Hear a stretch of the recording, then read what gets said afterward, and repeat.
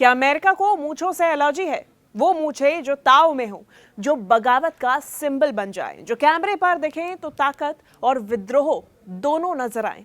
Nicolas Maduro, Saddam Hussain, Muammar Gaddafi, अलग अलग देश, अलग अलग महाद्वीप, लेकिन एक कॉमन बात, कड़क मूंछें और अमेरिका से खुली दुश्मनी।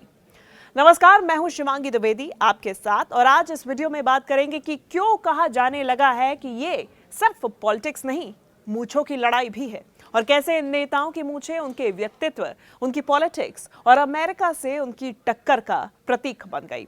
चलिए शुरुआत करते हैं और बात करते हैं कि मूंछ और पॉलिटिक्स का क्या रिलेशन है। तो मनोविज्ञान कहता है मूंछें सिर्फ बाल नहीं है, पर्सनालिटी का संकेत है। ये आक्रामकता, मर्दानगी और लीडरशिप का एक आभा मंडल बनाती है, खासकर पॉलिटिक्स में। Maduro, Saddam Hussain, Robert Mugabe, Gaddafi जैसे नेताओं की मूंछें उनकी ठसक और बगावत का सिंबल मानी गई हैं। कई जगहों पर मूंछें मर्दानगी ही नहीं बल्कि इज्जत और पावर की पहचान भी मानी जाती हैं। जैसे इराक में मूंछों पर कसम खाना सम्मान का मामला है। ऐसे ही सवाल ये उठता है कि क्या वाकई अमेरिकन डीप स्टेट को इन कड़क मूंछों से दिक्कत थी, या फिर वजह कुछ और, जैसे तेल, सत्ता और साम्राज्यवाद? क्या यही सवाल है? निकोलस मादुरो की बात की जाए और सुपर बिगोटे की बात की जाए तो अब इसे आपके लिए समझना बहुत ज्यादा जरूरी है, क्योंकि सबसे पहले हम समझेंगे वेनेजुएला को, जहां से सुपर बाइगॉट यानी कि सुपर मुस्टैश की कहानी शुरू होती है। स्पेनिश में शानदार कड़क मूंछों को सुपर बाइगॉट कहा जाता है। यही नाम वहां एक सुपर हीरो का भी बन गया, वो इसलिए क्योंकि उसकी कड़क मूंछें थी। वेनेजुएला के राष्ट्रपति निकोलस मादुरो की मूंछें आज खुद एक राजनीतिक प्रतीक हैं। उनके समर्थक कहते हैं कि उनकी ये कड़क मूंछें मजदूर वर्ग की जड़ों का प्रतीक हैं। यानी हम जानते हैं कि ये हम जनता से जुड़े हुए हैं और इसीलिए ये हम काम कर रहे हैं, हम एलीट नहीं हैं। ये प्रतीक है मादुरो की मूंछों का। अब ऐसे में 2019 में इक्वाडोर के एक अधिकारी ने आरोप लगा दिया कि मादुरो ने अपनी मूंछें हिलाकर वहां विरोध प्रदर्शन भड़का दिए। जवाब में मादुरो ने तंज कसते हुए कहा, मैं सुपरमैन नहीं हूं, मैं सुपर बिगोटे हूं, मेरे पास कड़क मूंछें हैं। ये मादुरो की तरफ से कहा गया था, और यही है सुपर बिगोटे का पॉप कल्चर वाला सफर, और यहीं से ये शुरू होता है। सरकारी टीवी पर एक एनिमेटेड सीरीज बनी सुपर बिगोटे, जिसमें सुपर हीरो मादुरो जैसा दिखने वाला किरदार साम्राज्यवाद और खास तौर पे अमेरिका जैसी विदेशी ताकतों से लड़ता है। ये सुपर हीरो इस तरीके से दिखाया गया है। इस सीरीज को खुलकर सरकारी सपोर्ट मिला। मैसेज साफ था, मादुरो की मूंछें सिर्फ स्टाइल नहीं है बल्कि एंटी अमेरिकन रेजिस्टेंस का एक प्रतीक भी है। यहां तक कि मादुरो ने एक बार पब्लिकली कसम खाई कि अगर एक तय समय तक हाउसिंग का टारगेट पूरा नहीं हुआ तो वो अपनी मूंछें मुंडवा देंगे। यानी मूंछें यहां पर पॉलिटिकल वचन का प्रतीक तक बन गई।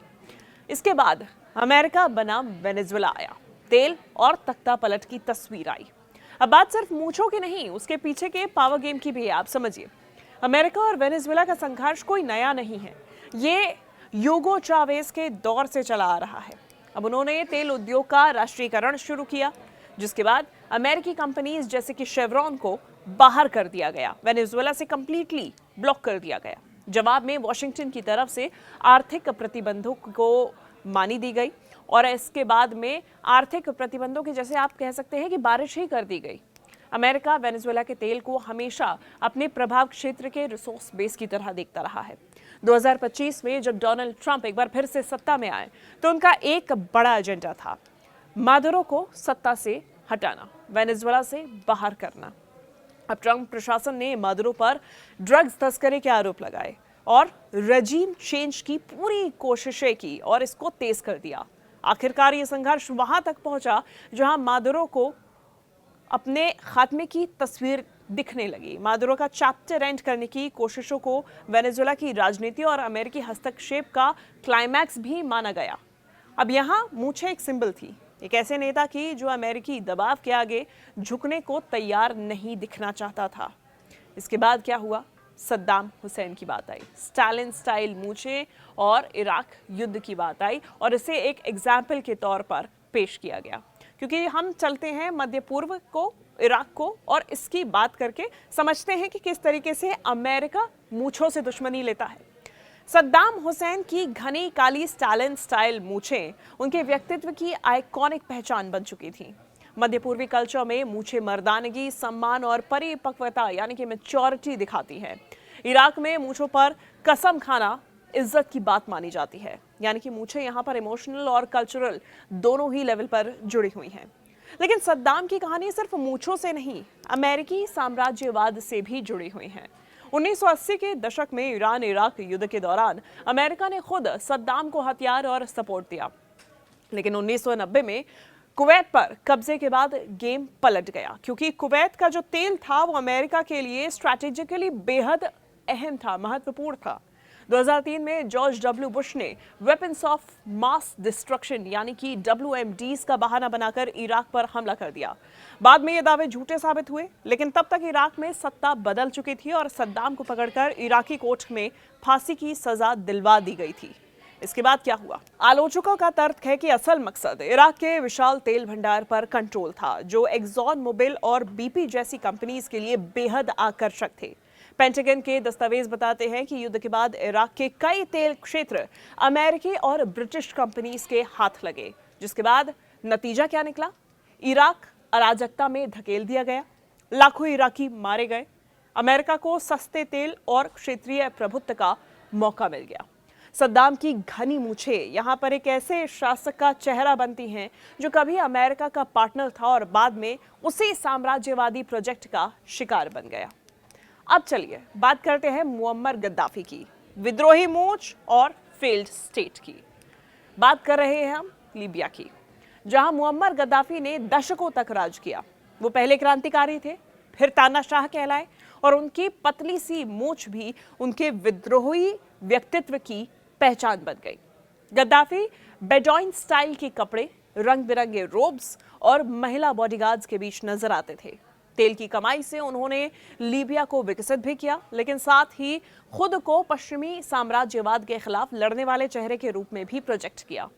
1970 के दशक में उन्होंने तेल इंडस्ट्री का राष्ट्रीयकरण किया और अमेरिकी कंपनीज को लीबिया से बाहर कर दिया। ये कदम वॉशिंगटन को बहुत नागवार गुजरा, लेकिन क्योंकि इससे जो पूरा एक और बड़े तेल का जो स्रोत था उस पर अमेरिकी पकड़ कमजोर हो गई। अब 2011 में अरब स्प्रिंग के नाम पर जब अरब दुनिया में विद्रोह की लहर उठी, तो इसी का बहाना बनाकर अमेरिका और नेटो ने लीबिया में सैन्य दखल दिया। गद्दाफी के खिलाफ बमबारी हुई, सिविल वॉर जैसा माहौल बन गया और आखिरकार उन्हें मार गिराया गया। गद्दाफी की मौत के बाद लीबिया एक तरीके से फेल्ड स्टेट बन गया।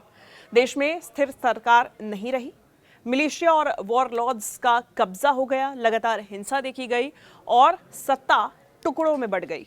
इसके बाद दूसरी तरफ अमेरिका और उसके सहयोगियों के लिए लीबिया के तेल की सप्लाई सुनिश्चित बनी रही। अब यहाँ भी कहानी वही है, मूंछों वाला विद्रोही चेहरा जो वेस्ट के दबाव के आगे झुकने से इनकार करता है और अंत में रजीम चेंज के ऑपरेशन में मार गिराया जाता है। अब क्या वाकई मूंछ की ये लड़ाई है? सवाल उठना लाजमी है। क्या वाकई ये सब मूंछों की ही लड़ाई है? शायद नहीं। देखिए, असली बात है तेल, रिसोर्सेस, जियोपॉलिटिक्स और अमेरिकी साम्राज्यवाद। लेकिन यह भी सच है कि इन सभी नेताओं की मूंछें उनकी पॉलिटिकल इमेज का एक अहम हिस्सा बन गई। मादुरो की सुपर बिगोटे मूंछ मजदूर वर्ग और एंटी अमेरिकन रेजिस्टेंस का सिंबल, सद्दाम की स्टालिन स्टाइल मूंछें मर्दानगी, कंट्रोल और मिडिल ईस्ट की माचो पर्सनालिटी का चेहरा। तो वहीं गद्दाफी की हल्की विद्रोही मूंछ क्रांतिकारी से तानाशाह तक के सफर की गवाह बनी। अमेरिका ने इन सब के खिलाफ कभी भी डेमोक्रेसी के नाम पर, कभी ह्यूमन राइट्स के नाम पर, तो कभी WMDs और ड्रग्स के आरोपों के नाम पर दखल दिया। लेकिन हर बार बैकग्राउंड में तेल, स्ट्रैटेजिक पावर और वर्चस्व की भूख जैसे एक कॉमन थीम से दिखाई देते रहे। अब दर्शकों से आपको से ये सवाल हमारा भी है, क्योंकि अगली बार जब आप किसी तानाशाह या फिर कड़क शासक की मूंछ को देखेंगे तो सिर्फ आप उसके स्टाइल को मत देखिएगा। आप सोचिएगा कि ये मूंछ किस सिस्टम के खिलाफ, किस साम्राज्य के खिलाफ, किस नैरेटिव के खिलाफ खड़ी हुई है। क्या ये सच में बुरे तानाशाही और बुरे तानाशाहों की कहानी है या फिर अच्छे रिसोर्सेज पर कब्जे की जंग? आप कमेंट्स में जरूर बताइएगा। और आपके हिसाब से इन तीन में से किस नेता की कहानी सबसे ज्यादा कंट्रोवर्शियल है? मादुरो, सद्दाम या गद्दाफी, और क्यों, ये भी बताइएगा। धन्यवाद।